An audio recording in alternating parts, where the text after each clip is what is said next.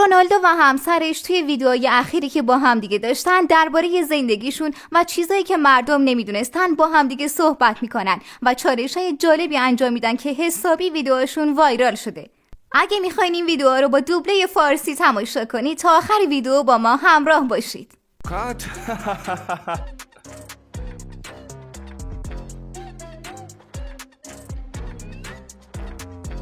ای داره نگاه نه، میکنه. ندیدم. قطعا اون از من کپی کرد.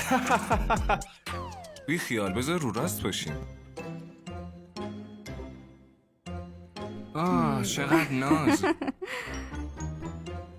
اون رومانتیک تره. چه کج همونی خلقی؟ که توش واردی. آها. اون کج خلقه. نه، همیشه خودشه. خدا اخموه. اونم مادرید. کلاً 50-50 هم بین سعودی و پرتغال.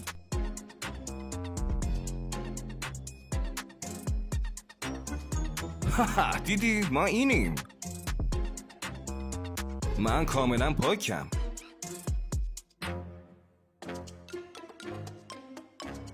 گفتین کی بیشتر میخوره؟ خب شما دوتا.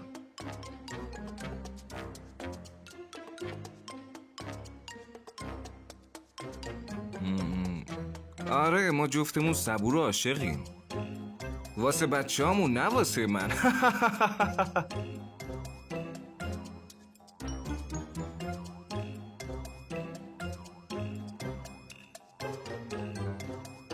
من بردم. جفتمون زدیم دریای سرخ.